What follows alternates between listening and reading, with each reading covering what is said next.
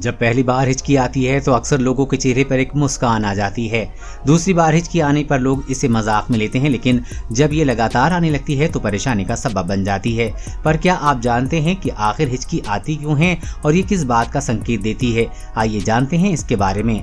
हिचकी आपके शरीर के सबसे निचले हिस्से डायाफ्राम से आनी शुरू होती है। ये फेफड़ों और पेट के बीच गुंबद के आकार की मांसपेशियां होती हैं। आमतौर पर जब आप सांस लेते हैं तो डायाफ्राम इसे नीचे की तरफ खींचता है। सांस छोड़ने पर ये वापस आराम की स्थिति में आ जाता है।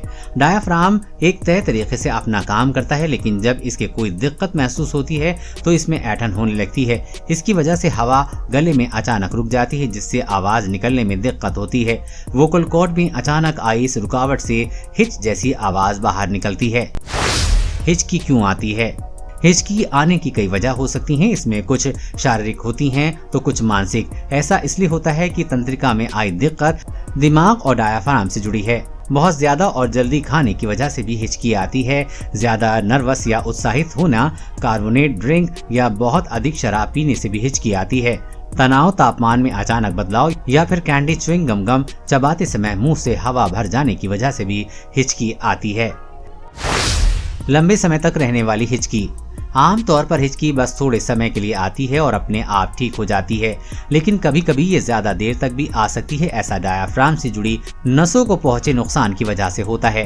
कान की दिक्कत से लेकर गले में खराश आने जैसी चीजें डायाफ्राम की नसों को प्रभावित करती हैं। लंबे समय तक रहने वाली हिचकी नर्वस सिस्टम के डिसऑर्डर से भी जुड़ी हो सकती है, जैसा कि encephalitis, meningitis, metabolic disorder, diabetes या फिर किडनी फेलियर, एस्टेरॉइड या ट्रिक्विलाइजर जैसी कुछ दवाओं की वजह से भी हिचकी लंबे समय तक रह जाती है। हिचकी को कैसे रोकें? हिचकी को रोकने के कई घरेलू नुस्खे बताए जाते हैं, लेकिन कुछ एक्सपर्ट का मानना है कि सांस को थोड़ी देर तक रोक कर रखने से हिचकी से आराम मिल सकती है। इसके अलावा पेपर बैग में सांस लेने से भी हिचकी रुक जाती है। ऐसा इसलिए होता है क्योंकि ये दोनों तकनीकें फेफड़ों में कार्बन डाइऑक्साइड बनाती हैं, जिससे कि डायाफ्राम को आराम मिलता है।